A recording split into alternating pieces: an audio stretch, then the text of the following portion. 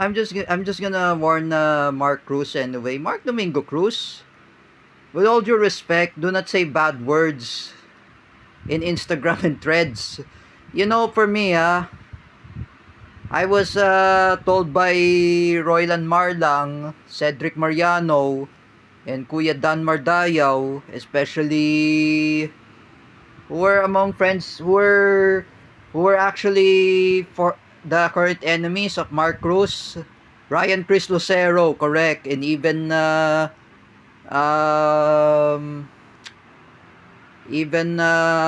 Carlos Kanahashi, my former friend. You know Mark Cruz. Do not say bad words.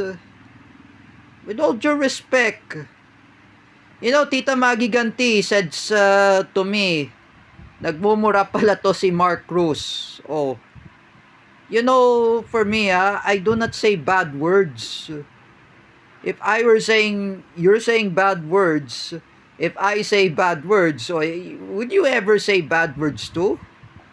For just example, you say about, what was Marcos said it, asshole. You call me an asshole. You call me an motherfucker, and you calling me fuck you. Oh, this is really an big insult.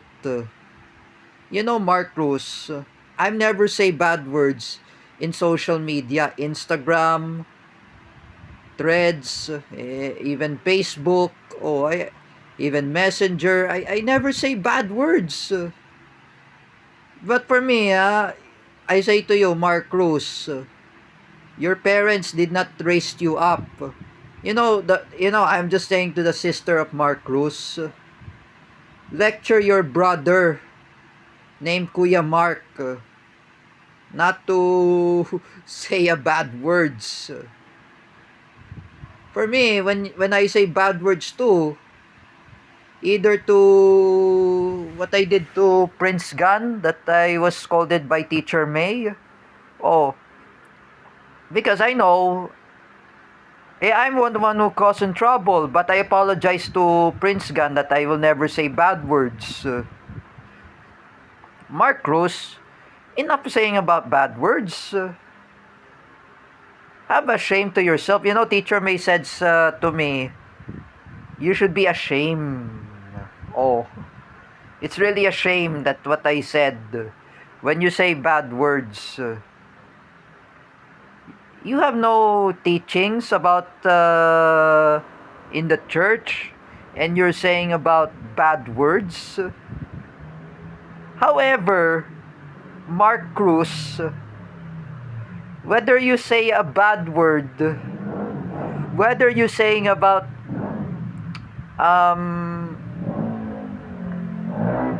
the word motherfucker, and you curses Jerick Silva in his birthday last 2024, and you call him an fuck you word, you know, Mark Cruz, don't say bad word. You know, I'm not saying foul languages. You know, Mark Cruz, you will deserve. You have no friends. That's why I said, everyone block you in Instagram. Even my closest friends, they they're blocking you in Instagram. Do you remember Julius Season? I told to Julius Season, huwag ka maniwala kay Mark Cruz, nagmumura yan, like I said. You know, this guy has no show respect when he say a bad word. When Dan Mardayo is saying to me that Mark Cruz is saying bad words, nagmumura pala to si Mark Cruz. Is this what you like, to cursing bad words in social media? Now you see, Dan Mardayo is very angry at you, Mark, for mentioning Rene Bartebonia and Divine Adili. And you make me drown in a drop-off in Aurora. You know, Mark Cruz, you don't have show little respect to Bartabonia's family. Even his mother was.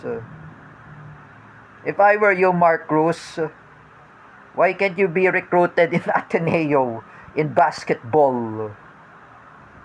You and my arch enemy, Teacher Alexandra Pagkalinawan, recruited in basketball with Tab Baldwin in Ateneo. And I'll make sure that Mark Cruz and Teacher Alexandra Pagkalinawan, they will be drowned in the drop-off. Oh, they will be drowned.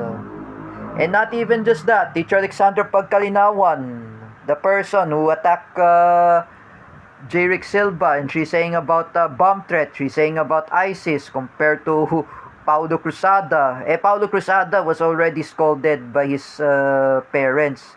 You know, Teacher Alexandra Pagkalinawan, you are a SPED teacher in CDIFI. Why did you say about the bomb threat? Why do you even say about ISIS? Don't you even know, Teacher Alexandra Pagkalinawan, ISIS is a terrorist group? Huh? Don't you even mention that ISIS can kill people, Teacher Alexandra Pagkalinawan? I mean, I said before, I repeated many times when I accused Paulo Cruzada. Oh, Teacher Alexandra Pagkalinawan, the CDIFI doesn't deserve you. Even Ate Dina or Ate Mel or Ate Emily or even Teacher Junin Bactad or other new teachers in CDIFI who were replaced by Teacher May Tiburcio named Freddy May Masalabsilos or who else in CDIFI? Teacher Aiza Bancula, oh, she's already married, the former girlfriend of Teacher Vincent. Oh, and she is already married and she has a daughter. Oh, she doesn't like you. Even the others, they don't like you also. Even Teacher Marisa doesn't like you, or even Teacher Rina Nebres or Teacher Love Villasor doesn't. They do not like you because you're saying about an ISIS, you're saying about terrorism.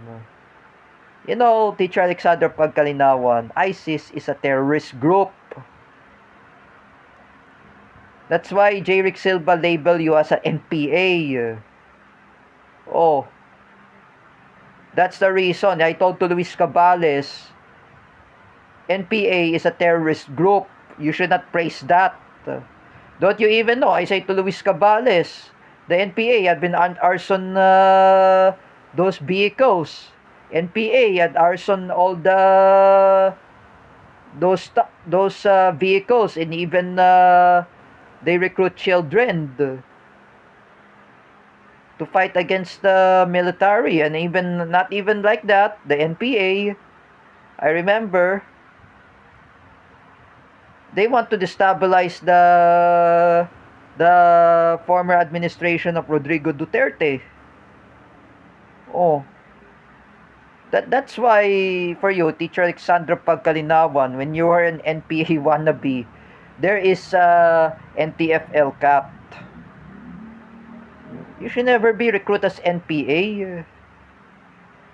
For just example, like Paulo Cruzada, when he recruit ISIS, when he say about the bomb joke or bomb threat, he say about sabugin kong Davao City. Oh, have you seen that Paulo Cruzada, he was scolded by his parents? No, you see, John Almonte had already seen what he's saying. It is not really true. Oh, Paulo Cruzada got scolded. Oh, that's a reason for you, Teacher Alexandra Pagkalinawan. Your parents did not raise you up compared to Mark Cruz. Unlike this Mark Cruz, he's threatening me to saying about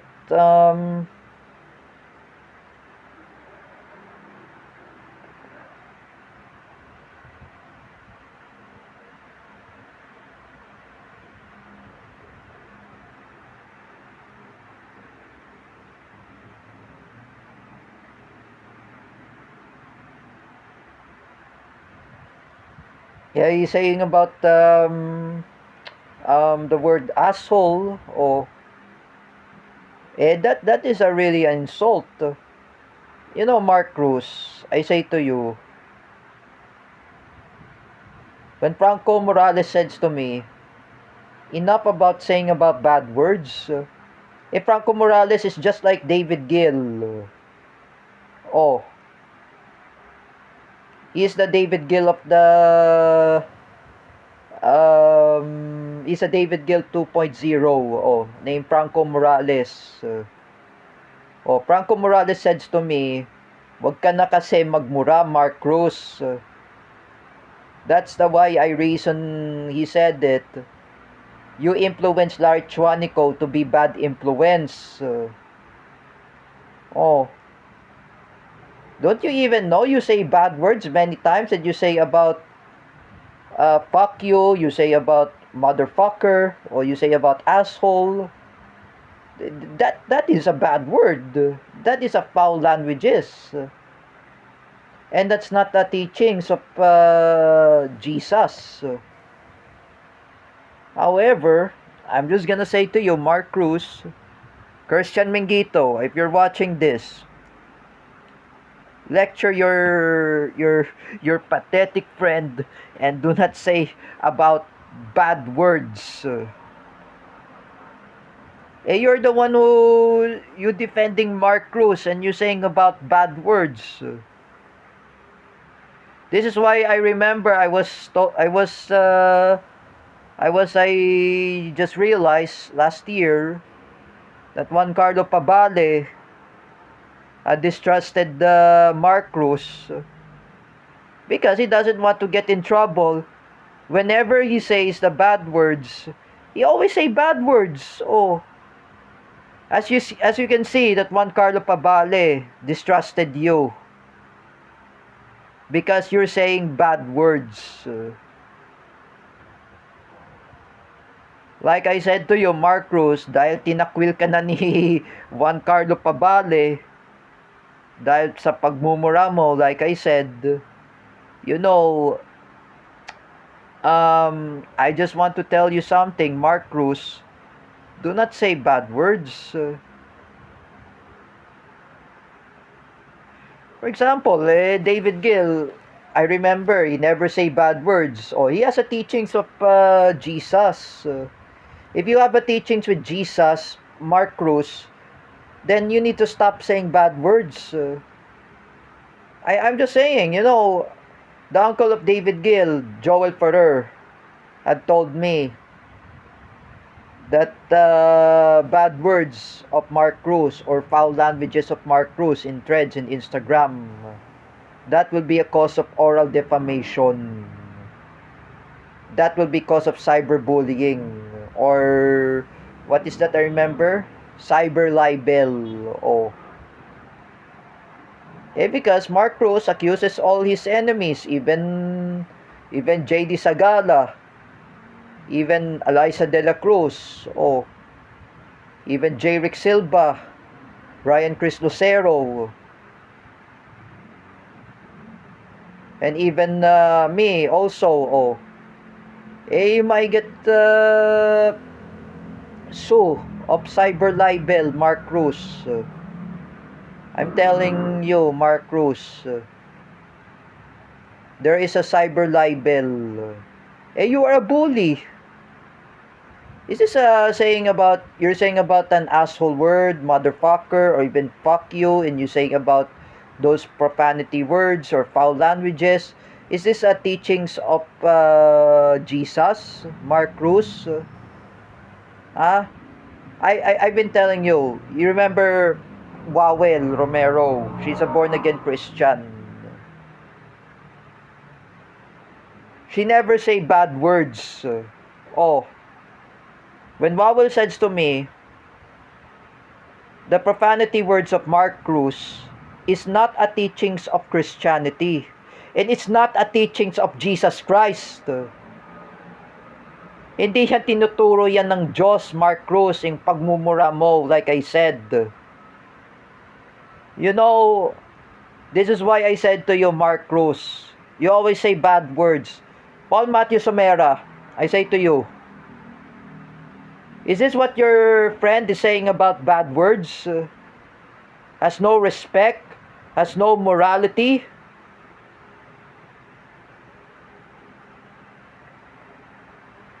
Miggy Labitag was right. In Islam, in Shia, even in Catholic or Christianity, they have morality. But this guy, Mark Cruz, has no morality.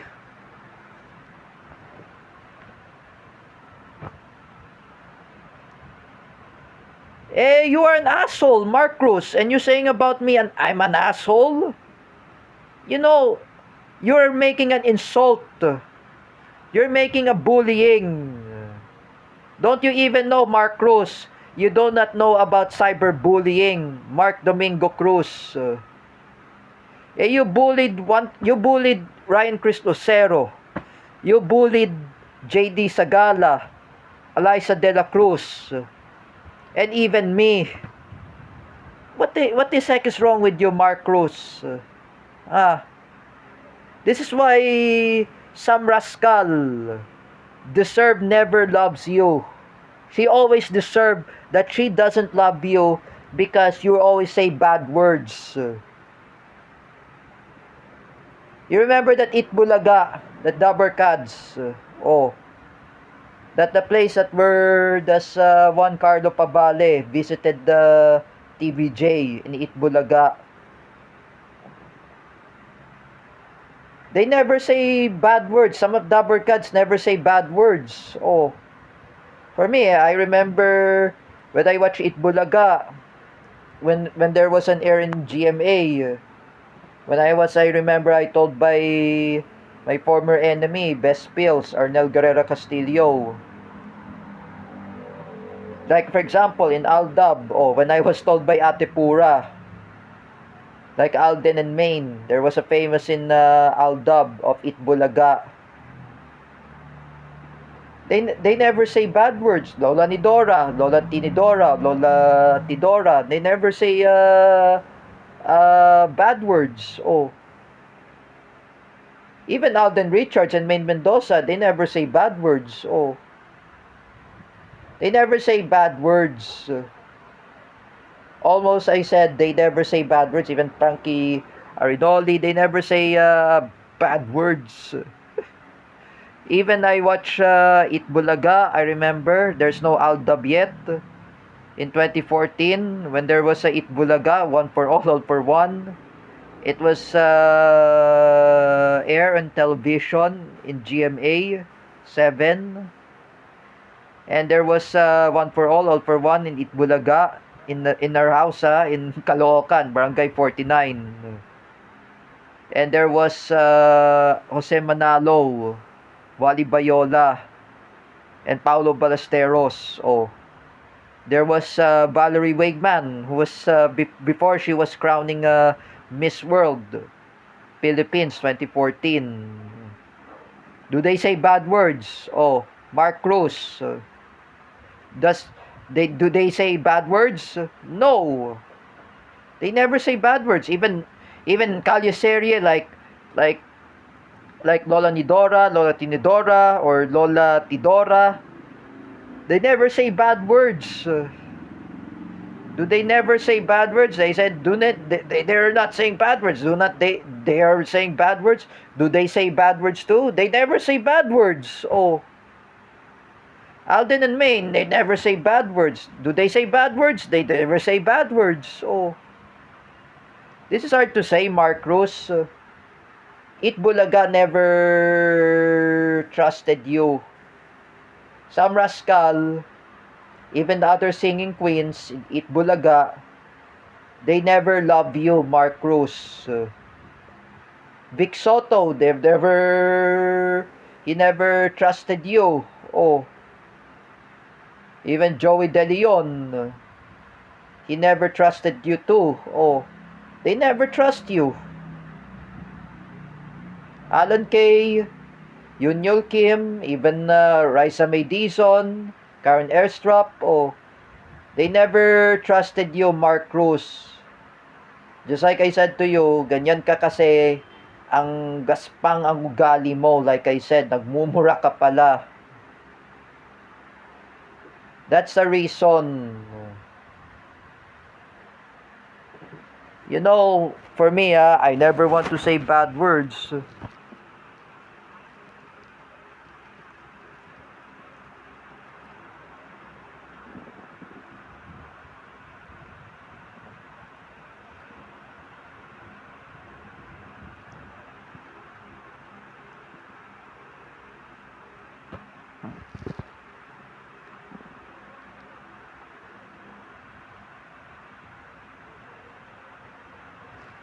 Just like I just want to warn you, do not say bad words, Mark Cruz. Have a shame to yourself.